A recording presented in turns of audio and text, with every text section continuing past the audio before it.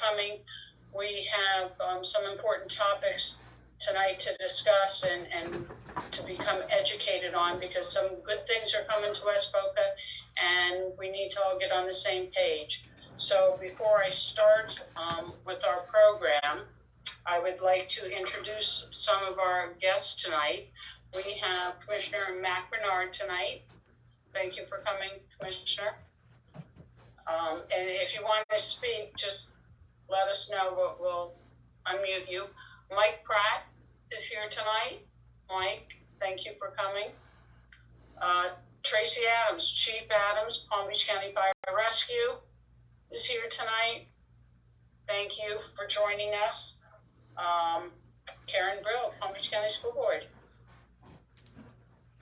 Dorothy Jacks, who we'll hear from a little bit later. Patrick Rudder is here with us. Amy Chamberlain from Kelly Skidmore's office. Hassan Zanger. Never say it, I apologize. No, you got it right. I did? Yep, you did. Yay.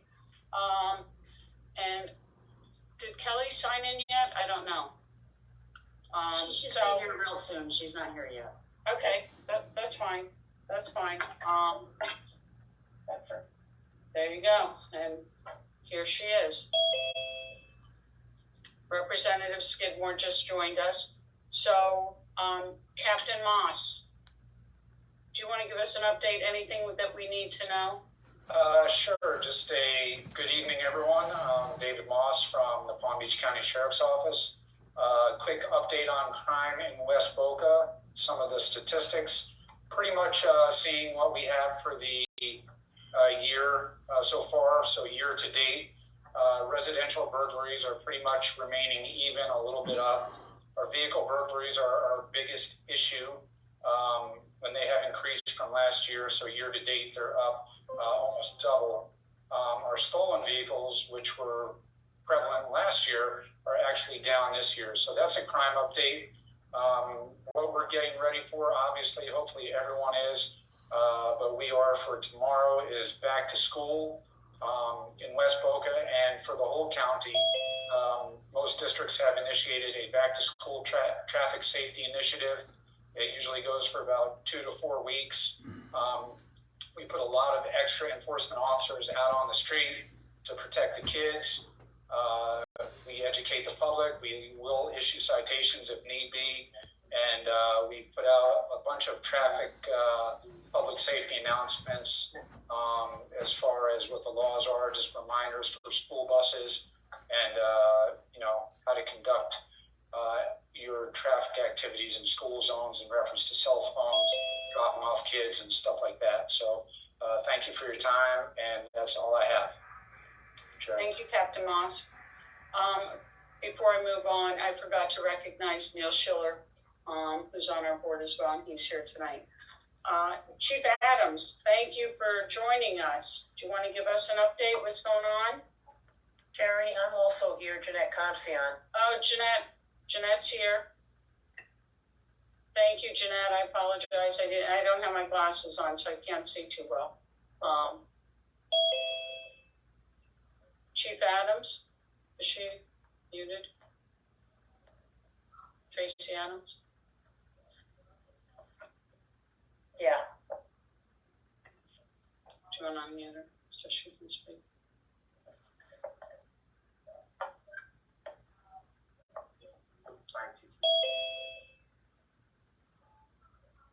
Chief Adams?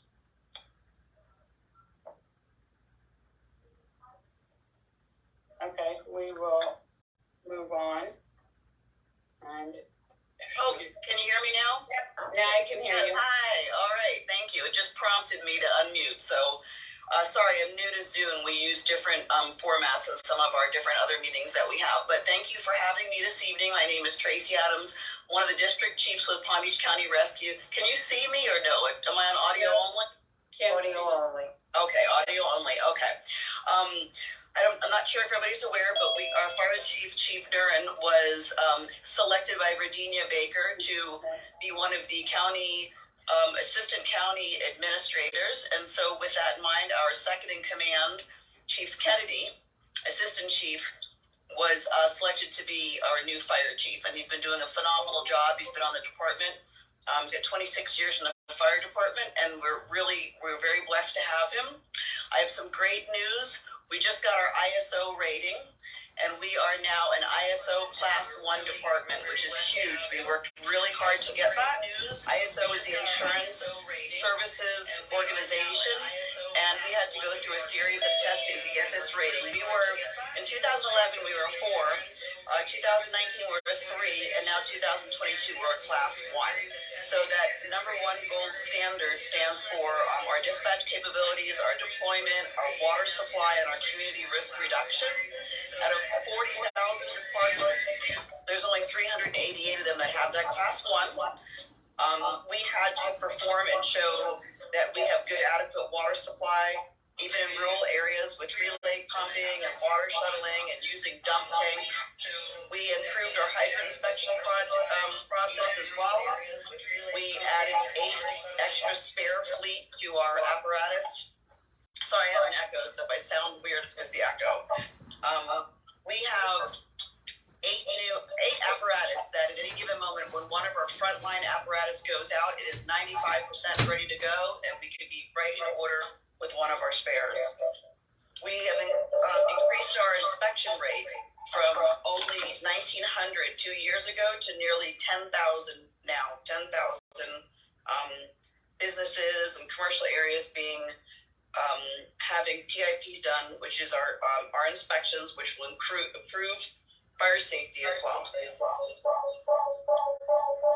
Training, we inputted 276,000 hours for training, which greatly enhances our services to the community and also our firefighter safety. So what does this say for, what will this do for the community? It definitely, the ISO could possibly help with insurance ratings. So let's keep our fingers crossed real tight that that's the benefit that the community will get as a result of us in Palm Beach County being a Class 1. Sorry about the echo. I'm not sure if you guys hear it or not, but We hear you. other than that, in the center part of the county, we added whole blood to one of our battalions. The EMS captain there is carrying whole blood, and whole blood saves lives. When you have a major trauma, your survivability increases with blood rather than just with having normal saline drip. So we're doing a pilot program right now, and then hopefully we can give up to 2 units of blood in 2 minutes. Pardon me, 1 unit in 2 minutes, up to 2 units. So that's a lot of blood that we can give, and we're hoping that that's going to increase survivability to people that have any kind of massive trauma. So I'll keep you guys updated on that. Next shift, the pilot just rolled out a few weeks ago, and then hopefully it will increase across the county as well. We did by chance, Miss Sherry, did you receive the annual report, the fiscal report 2021 report? I have not gotten that yet. Okay, I will make sure that I send you the electronic copy of it so you can disperse that out through the council as well. And then I'll get with you and bring some printed copies as well. And that's all I have for the evening. Thank you so much for having me. I really appreciate it. Thank you. Thank you for joining us. Karen Brill, Palm Beach County School Board. How are you, Karen? Thank you. I'm great. How are you? We're good.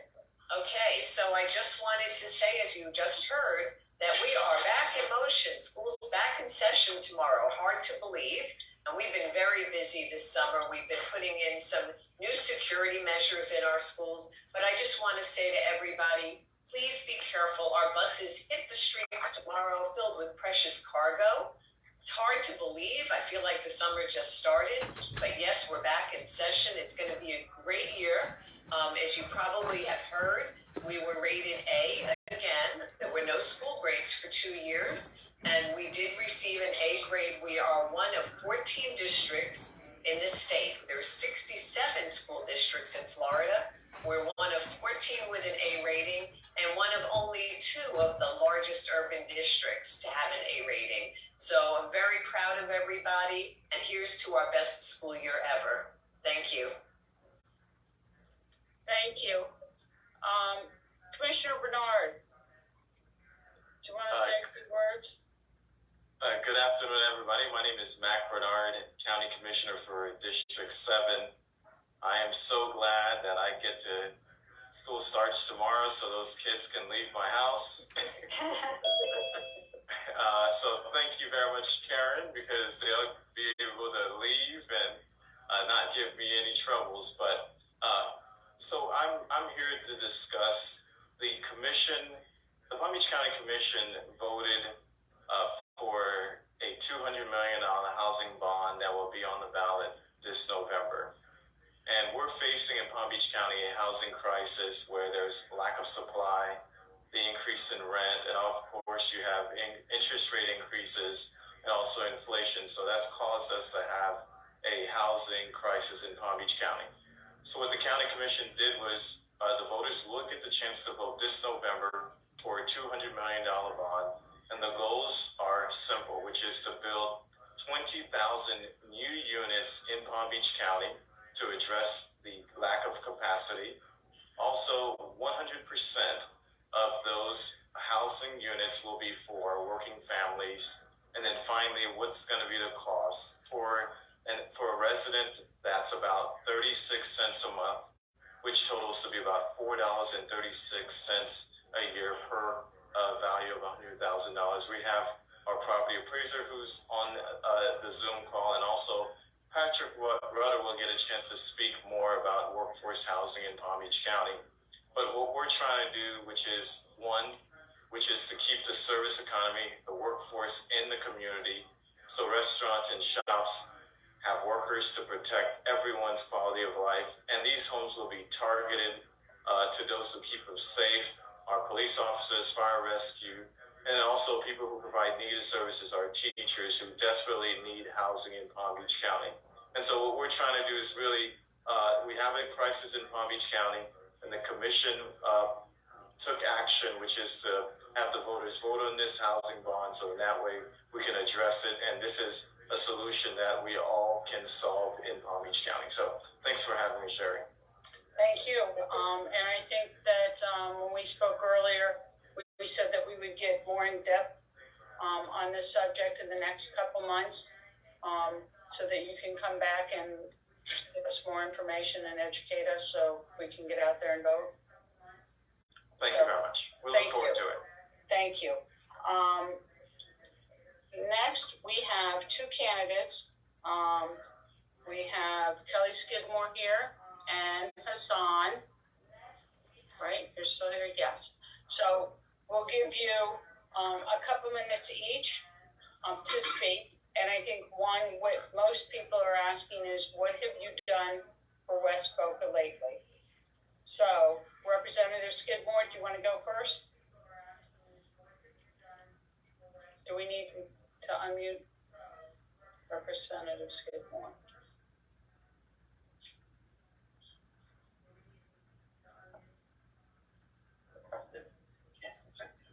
Kelly, you have to unmute yourself.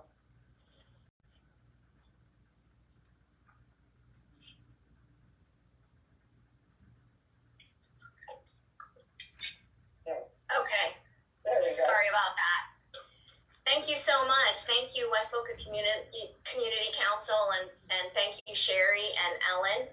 I am currently your state representative in District 81. I'm running for re-election. Since redistricting happened after the census, the new number is 92. The district lines have changed somewhat as well. And the district is West Boca, Delray, and Boynton Beach. So I'm excited about the opportunity to continue representing you in Tallahassee. For the last 2 years, I have been representing you. We passed legislation that renamed part of the highway where 2 law enforcement officers were killed in the line of duty. We passed legislation that allowed us to bring home more than $3 million to just District 81. Additional monies were brought home to Riviera Beach because we had no state representative there, as the person had resigned to run for Congress. And so as someone who cares deeply about Palm Beach County, I was ready to step in and help out the whole county and our entire caucus when needed. There are lots of opportunities that we have to take advantage of. As one of 42 people in the minority, it's very important to have a strong working relationship with the leadership. And I have developed that over the last 2 years, working closely with my counterparts, while also defending many of my democratic core values. And we anticipate that there will be a lot of those very difficult, emotionally charged issues that we will continue to deal with. There is an agenda, an anti-woke, anti-woman, anti-LGBTQ. And so I believe that you need someone who has experience to go back fighting for you. And I have that experience. Not only have I served you for the last 2 years, I served you 10 years ago, 14 years ago, for 4 years. And I was a legislative aide for a decade prior to that. I have worked in this community, whether it's on transportation issues, whether it's on new libraries, whether it's working with our county counterparts or our federal counterparts, and working with the West Boca Community Council, the Delray Alliance, and COBRA on making sure that we have a unified Western communities, unincorporated Palm Beach County.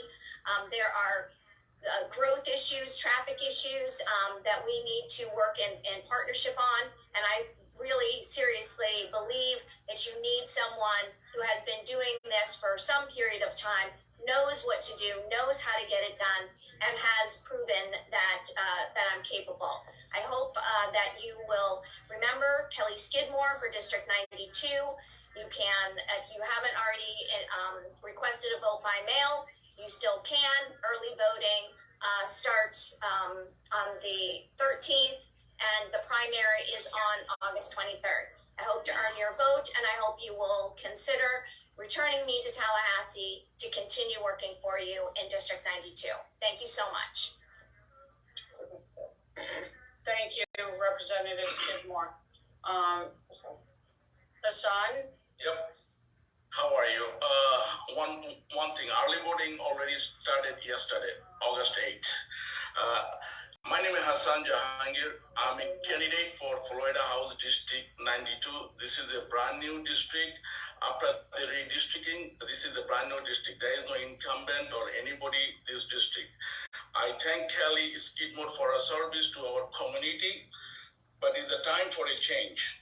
Now, Sherry, you asked me one question, what I did for the community.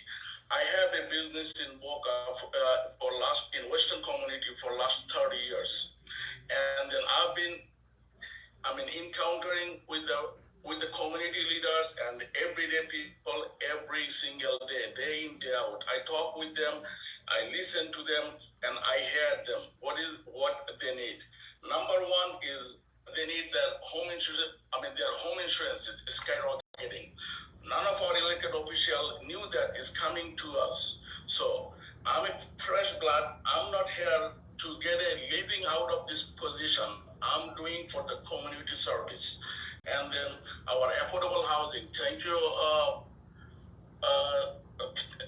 you, County Commissioner Bernard, for your support and everything. My eyes will be always for the community and the security and safety of our community.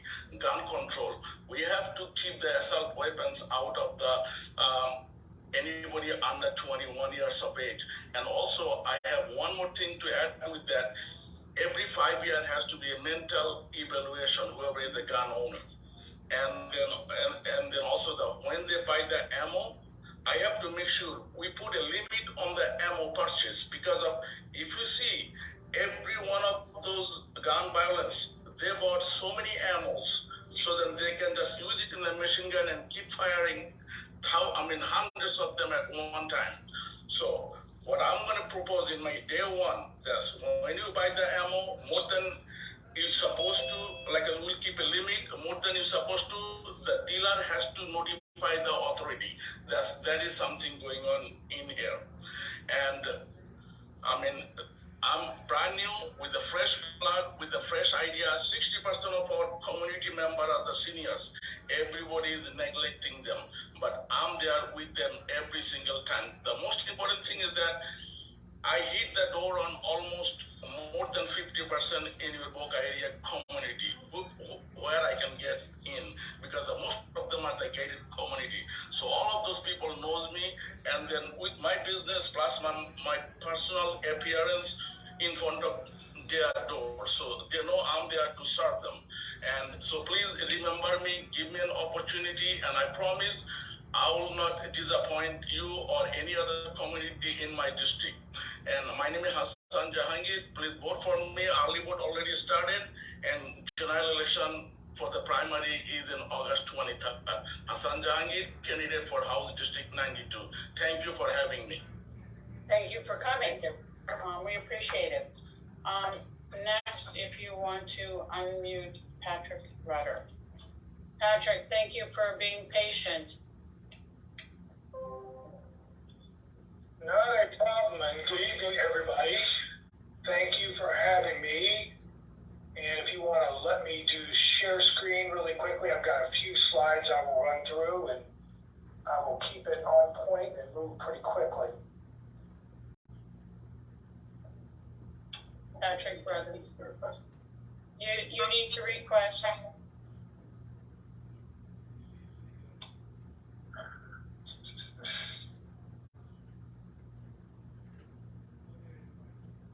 It just says host disabled participant screen sharing. That's what I've got. Give us 1 second. We have the experts to help us. Otherwise, I can talk otherwise.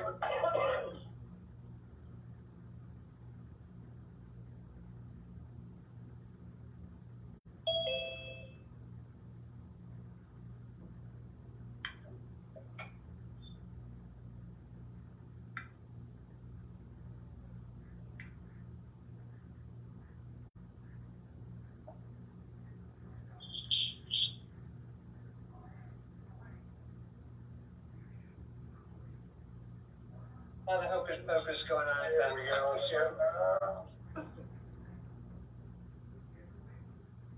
you know what? While we're waiting, I can get started if you want me to talk, or yeah, you want to get Sure. started and no, absolutely can. And let me pull this over here, just so I'm looking at the same stuff. Right there. So I was going to talk tonight about. Patrick, do you have the screen share now? Let's See it?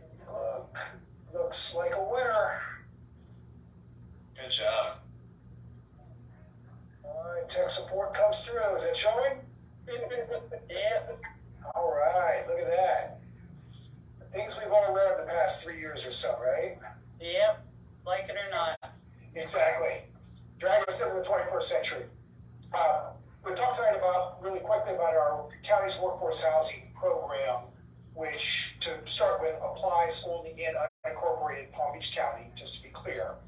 So our population is blank, but our population that the census told us in 2020 was just short of 1.5 million people. So I was talking about this applies only in unincorporated Palm Beach County, and one of our planning tools, our tier system, and one of the tiers is our urban suburban tier. The red line there identifies that tier. You see what is shaded in gray, those are municipalities. So you start extracting the gray from the area that's within the red, and you'll see that geographically we don't cover anywhere near the total area that you would think of as the developed portion of the county. So we go to why is it needed? Certainly heard Commissioner Bernard talking about the board's action on the housing bond that'll be before the voters in November. And we're all familiar with what our housing market has been doing the past 2 years. Median home price in June, $620,000. For multifamily or townhouses, over $300,000. And then just to break it down into some things we can wrap our heads around, you look at just Palm Beach County workers, 57% of them are service sector jobs that are 40 to 60% of that median income. So well over half of the workers in the county are earning 40 to 60% of the area median income. The home sales price, that $620,000 number, is unaffordable to 80% 80% of our county's households. And then 30% of the folks renting out there right now are severely cost burdened, which means they're spending over 50% of their income on housing. So workforce housing, what do we call it? Here are different names. Inclusionary zoning, workforce housing, affordable. How's it going? A lot of different things that are used out there. We exceed 140% of that area median income number, that $90,000 number. That's our structure for workforce housing. So that turns into $54,000 to $126,000 a household. That's the range that is targeted by our definition of workforce. And I want to be clear, we make a distinction between what is workforce and what is affordable. When this all started, there was not a lot by way of workforce targeted funding and creation in our world as I go back about 20 years. There certainly are programs and there have been challenges in funding, but there are more programs available in the affordable housing spectrum. Our board at the time chose to target this one for this one. So you look at some of the professions as well and always try and find those that are outside this range. And I don't want to give Neil any credit, but attorneys, certainly fall into the range, making less than six figures. You look at some of our engineers. I can look at project managers, RNs, nurse assistants, physician assistants, things of that sort. We always try and go beyond the typical professions we hear and think more and more about folks that are just, people we pass in the streets, folks we see at the grocery store or out and about. And such a high percentage of them fall into that area.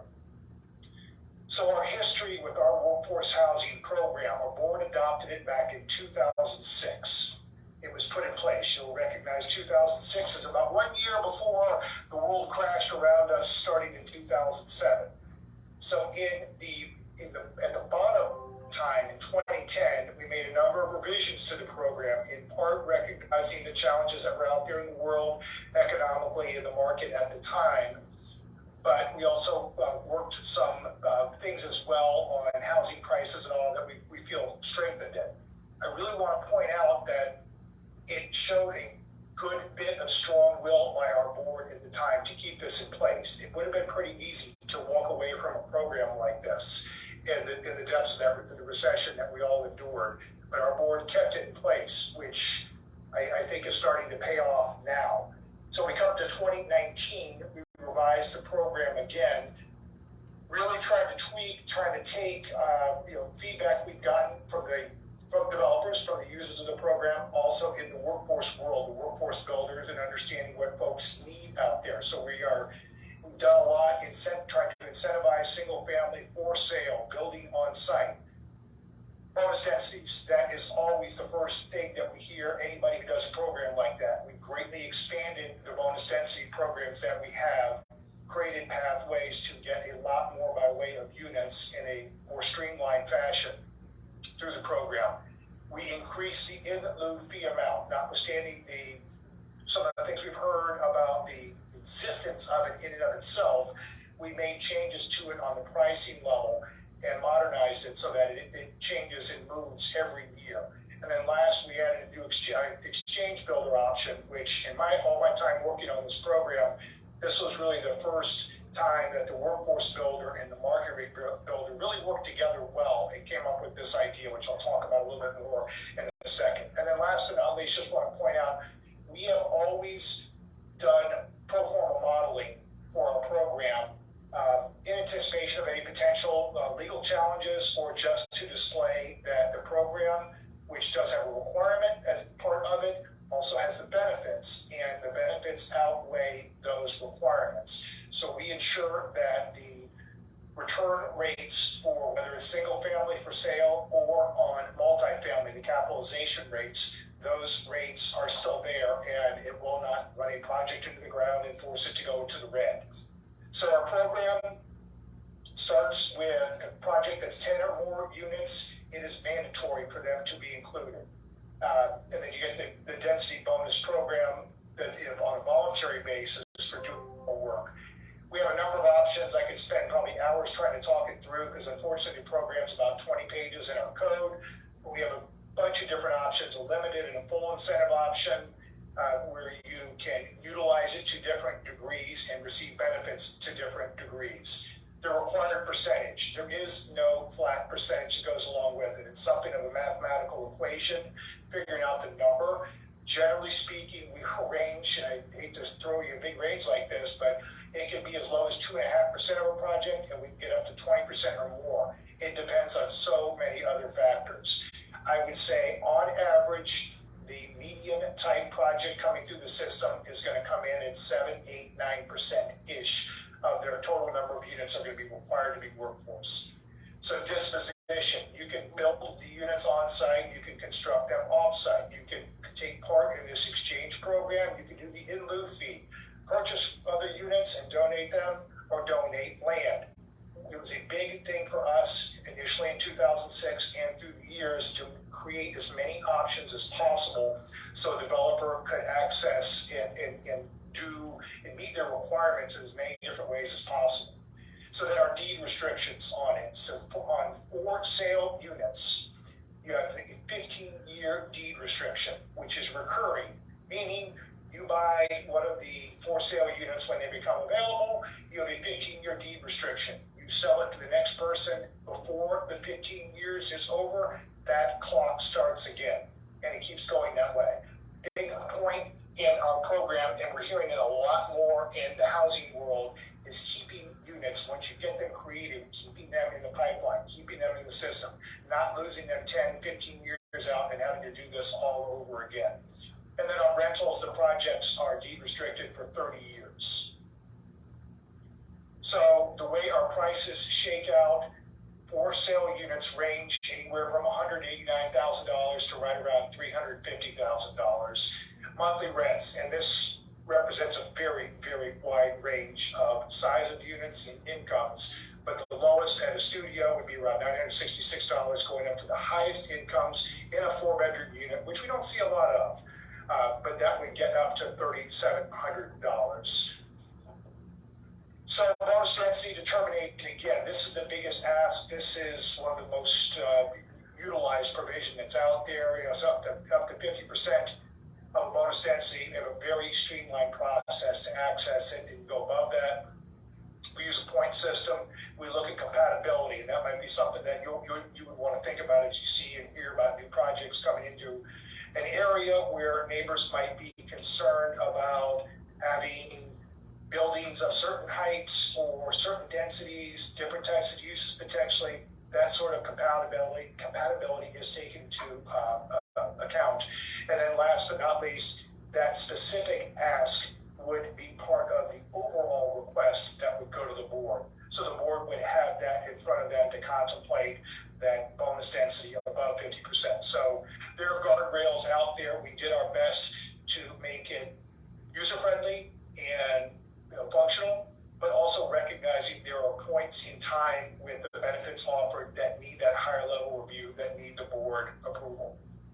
So going back to those disposition options, constructing on site, and we lowered the required percentage of units if you build on site. So we're really doing a lot to try and get a unit built and built on site. You can always use the off site, whether it's the same builder, which has been done in the past. We have a couple builders that have partnered with housing authorities and other entities to construct units, not on their location, but to actually get it built somewhere else. And then the exchange program, purchasing market rate units. And let me go back to the exchange program really briefly. That includes, that was designed where the market rate builder pairs with a workforce builder. The market rate builder pays a sum of money to the workforce builder to take on that obligation. So you take the obligation and they're compensated for it by the market rate builder. Out of our hands, we have some guardrails on our own that ensure that it happens, but it's a transaction, it's a function that takes place behind the scenes. Happy to have it that way. You don't need us involved in finding partners to build it, but if it gets the unit built, that's what we're looking for.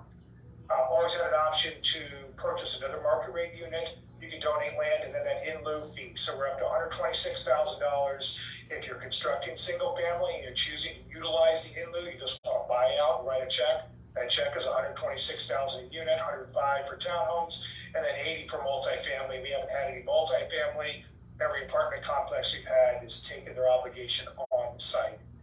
So just going back to the exchange really quickly, this was proposed by industry in concert with the workforce industry as well.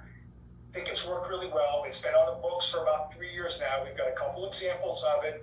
Would love to see it come to fruition more, but it does that deal where the developer pays the exchange builder and they construct it essentially for them, but it puts money in the pocket of that workforce builder to bring that unit up. It's not enough money to build the unit all the way, but what we're finding is a lot of them just need that portion of money to really bring a project around, and whether this is going to long-term be the right number or not, we'll find out. We're still pretty early in utilizing this, but it's a very creative option that's out there.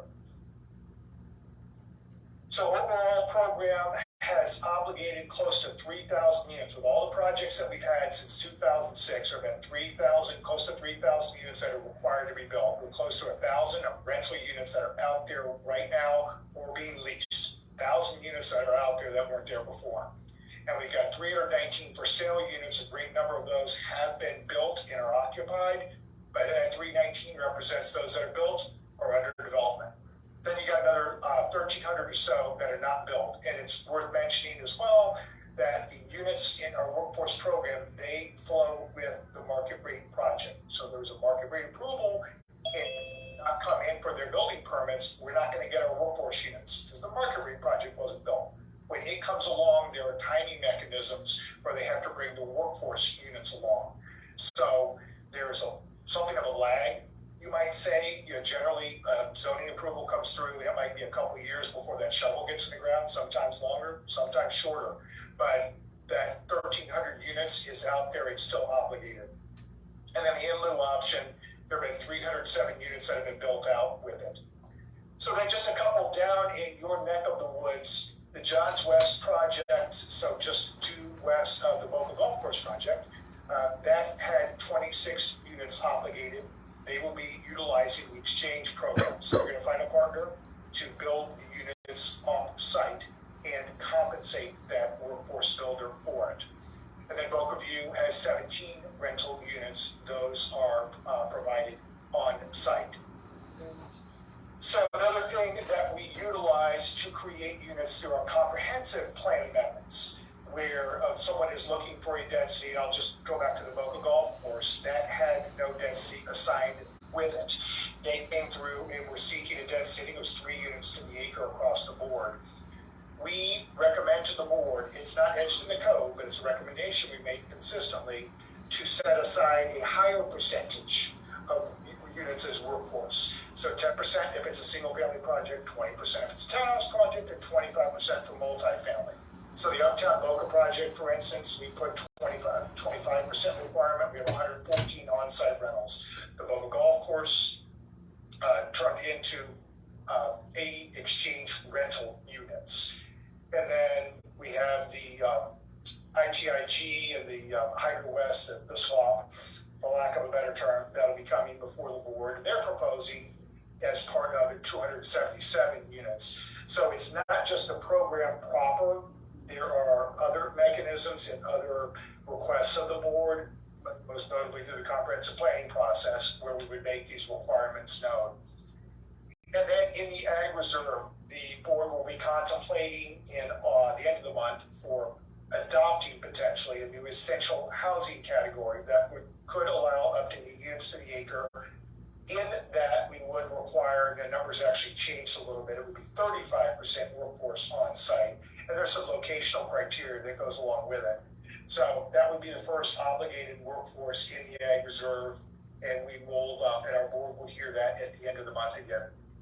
So just a couple pictures. One thing I'd highlight here is your big point for us as well on workforce, not to have them look at it any differently, not to have them have any lesser level of service, amenities, things of that sort. Rental is really easy. They are baked inside the project overall. Your unit is not stuck in any one spot, and we leave it up to the rental agencies, the people on the ground, to move things around, because you'll have people dropping off a lease, but people coming on to a lease. And they've been a hot ticket, the certainly the past couple of years as well. But those flow through the larger market rate project. And then for sale, here's a picture of a project. I think it was a Lennar project in the Boynton area where these for sale units were constructed as well. And you can see again, we have some criteria for design of units. So we're not looking for a lower quality type project to come about as a result of our workforce. So that very quickly touches on the larger perspective of our workforce program. And I will stop there and answer questions if anybody has it and get myself out of being in control of this. So if anybody has a question, please raise your hand. Do you see anybody raising their hand? Okay, so, we do. Dorothy, you're next. You want to unmute Dorothy Jackson? Hi, thank you so much. That was really interesting, Patrick. Thank you. I was curious if you could just explain how I don't know the answer to this, how the bond referendum, the $200 million, ties in or is separately going to relate to the program you just explained. It would be separate. So this program, my workforce program, flows through projects. Anybody who's coming in, they go to zoning, they go to planning, they want new approvals. The bond should be passed, and depending a lot on what our board tells us to do, those would be projects that would still potentially require approvals, whether county approvals or city approvals, wherever the projects are being built. But our units, these ones that are obligated, flow solely from people bringing new projects in. So the $200 million would help to support developers who are building, or would the county be building their own housing? Is that what it would be as opposed to the model you explained? And I see Commissioner Bernard coming back. I will actually defer to him if he'd like. Well, thank you very much, Pat. So the county wouldn't be building units with the $200 million bond. So the $200 million bond is an effort to incentivize the market rate developers to add more workforce units into those developments. So what Patrick is talking about is one way of trying to create units, and also the bond is to create new units and incentivizing those developers. And also on the affordable side, we would also use the bond proceeds to almost using as gap financing to address some of the affordable housing stocks that's needed. Commissioner Bernard, do you want to give the information how much that would cost the taxpayers? For the housing bond, our bond council and also with our budget department, it's coming out to be 36 cents a month and $4.36 per year on the value of a property that's assessed at $100,000. So if the property is assessed at $300,000, that would be $13 per year, and to address this important crisis. Thank you. Does anybody else have any questions for Patrick Rudder? Nick? Can you hear me? Can hear you. Hi, Pat. Can you explain how the in lieu funding benefits the ultimate goal of workforce housing? So a couple things we've done. Certainly, we would be a lot more excited about getting a unit built. But we've got with this option is out there, it is available. We have used funding from the in lieu pool. As great as it is to get a unit built, it's still a challenge getting that end person into it because there's still an affordability gap at times. So we've used funding from that pool of money as home buyer assistance dollars to go into. Also, we've got some money set aside for some future work as well. And trying to hold an amount so that the fund at times is flowed. I think we sat on about $1.5 million for the longest time. It sounds like a lot of money, and it's not a lot of money at all. So its primary purpose so far has been home buyer require assistance getting someone in who still, even though they're only financed up to a certain amount, that still doesn't cover what the purchase price would be. And then as we evolve, can use the funds for other things. Thank you. Anybody else have any other questions? Well, then we're going to move on. And like I said earlier, Commissioner Bernard, we would love to have you back so we can get more in-depth information on this and get this referendum passed. So thank you. So our next speaker is Dorothy Jacks, Palm Beach County Property Appraiser. Information is being mailed out, I'm sure. And if you would like to give us an update, what's going on, what we can expect. Thank you for coming. Absolutely. Thank you. So nice to see you, Sherry. It really is. And to be with the West Boca Council. It's been some time. I know Mike is with you every month, and I know he always brings you really good information. He's such a great resource for our office. Yeah, absolutely. He is. He really is. Good. Yeah, and I just want to say thank you so much to both Commissioner Bernard and Patrick to give on that great information. I mean, I'm thrilled I attended the meeting today. I learned a lot. I mean, it's interesting you hear about a lot of these efforts, but it's great to get a lot more detail about them, and especially where I sit, where I get asked these questions myself. So, you know, you can always learn something. But yeah, it's been a very busy year for the Property Appraiser's Office. You know, we were responsible for valuing 650,000 parcels in Palm Beach County and about 50,000 tangible personal property accounts. This year, our value went over $387 billion in the county. We are now the second highest valued county in the state. We actually passed Broward this year for the first time, I think, in history. Broward is a fantastic and very well-developed county, but the distinction between us is that we still have a lot of room to grow. If you think about Broward County, they are pretty well built from east to west and north to south, whereas Palm Beach has still quite a bit of growing area, and you can see all that being built every day around us. The taxable value is at about $251 billion, and it's the taxable value that the taxpayers will receive their notice on actually in about 10 days. We'll mail them on Thursday the 18th, and everybody should have them either Friday or Saturday. And this is required by law. Our office must mail these notices every year, and it's not simply just probably the biggest thing on it is everybody knows what their value is going to be set at for the year. But it's also a way for everyone to first see the taxing authorities and the millage rates and the taxes that those millages have set for someone to pay. The notice is just a conglomeration of a great deal of information, all 650,000 parcels getting an individualized notice.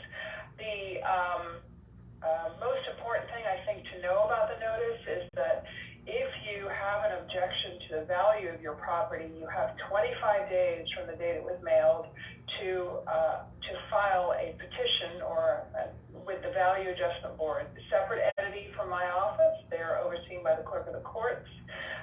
Filing a petition is just a $15 fee, but if you miss that 25-day window, you've missed it. So it's important, if that's something you want to do, that you should get on and do it.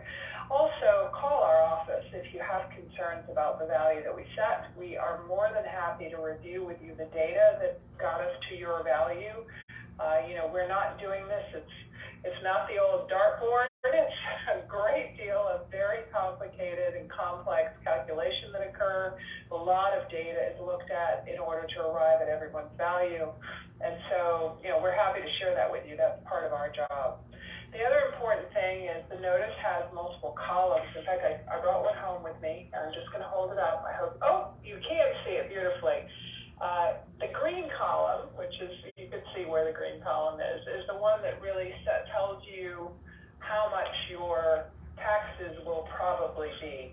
That is what the proposed millage rates are, and the total at the bottom of that column, plus any non-ad valorem assessments below it, also in green, is probably what your taxes will be. be. The taxing authorities do have the opportunity to lower their millage rate during their budget hearings over the next 2 months. They usually have those hearings in September, and the information about when they are is on the notice. And they cannot raise it, though, any further. So the green box is the highest it could possibly be. So I think that's the important number to look at. On the opposite side of the notice, what we call the blue side, you'll have whole lists of your exemptions. Very important that you look and check that you received the exemptions that you think you were supposed to. And again, call us if you didn't, so that we can check out what might have happened. But if, for instance, obviously homestead is the most well-known one, but some people are eligible for the low-income senior exemption. It'll say that on there. The widower exemption, that'll be on there. So just keep an eye out that everything is there. The other thing is the cap. So all of us who are homesteaded, which I suspect many of you here are, your value is only going to go up 3% over last year, as long as you haven't moved in the last year and filed a new homestead. And that's because as Florida residents, as people who are receiving homestead exemption, our value will only go up 3% for all of those folks. People who recently bought, meaning they bought a home in the last year and they've just filed for a new homestead, whether that's for the first time or whether that's a new home to them, although they had one before, will see an increase in value because the law requires we remove the prior owner's homestead and cap and then reset it and start it again for the new homesteader. So also keep an eye on that. The notice will show you what benefit you're receiving from your cap. It's nice to see what that is. There's a lot I could talk about as far as where we're going to go. Values have certainly increased, although I think that the majority of that effect will probably fall more on the commercial property owners because their cap is not 3%, it's 10%. So a lot of them may see increases. In addition, they don't get capped on their school board millage. They get capped on everything else, but they still pay full market value tax on their school board millage. So I think a lot of commercial owners will probably see quite a bit of increase. Commercial property values were going up anywhere from 20 to 30% over the last year. And again, their 10% cap will have helped that, but it doesn't completely take it away. Again, residential, the people who will probably see the highest are people who are either new to our market. It's sort of a shock for many people, and that's why we encourage you to tell your neighbors that if your neighbors are wondering, why in the world are my taxes so much higher than the guy next door, obviously call us because we're going to be able to answer that question pretty quickly, but it's usually because they're the last person who moved into the neighborhood and have not yet built up a cap savings over time. My office, we have a great office on Atlantic Avenue right there near the sheriff's substation, across from Kings Point on Cumberland. And you're welcome to come in there if you prefer. The appraisers who work the whole of the south end of the county are based out of that office, so they're there. But also, you call us. We're actually really good with answering our phones. We don't have a press 1, press 2 system. That's sort of something we take pride in. So I think, although you may have to wait a few minutes if we're busy, we will get to you and we'll go over everything you might be interested in the notice. I think with that, I'll stop and say thank you again, Sherry. If I can answer anyone's questions about property taxes, I'm more than happy to. Thank you, Dorothy. We always appreciate you coming and visiting us and keeping us educated. Does anybody have questions? I guess the answer to that is no. No one's raised their hand. I will also offer, of course, Mike, who's such a great resource, Mike Pratt. He's always around, and Sherry knows how to reach him very easily, and feel free anytime to call him too. This is why he's a part of our community, is because he's able to answer these questions. So feel free to reach out to him, as well as me. You can call me too. Mike has always been so wonderful to us at the council at all our meetings, easily accessible. So, Mike, I didn't get a chance earlier, but thank you. It is most appreciated. And Dorothy, I hope you know how much we value him as well as we value you. So with that, does anybody have any general questions on anything? No? Is everybody tired like me and just want to go home? Or you are home? Good for you.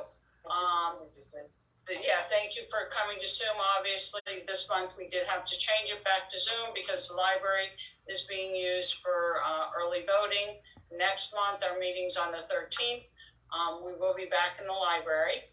And in the next couple months, we're certainly going to be talking a lot more about workforce housing in West Boca, as well as the referendum. So I look forward to seeing everybody next month. And thank you all for coming tonight. Thank you. Good night. Good night. Good night, everyone. Good Thank you. Bye-bye. Thank you, Sherry. We appreciate it. See you next time. Thank you, Fred, if you're still on.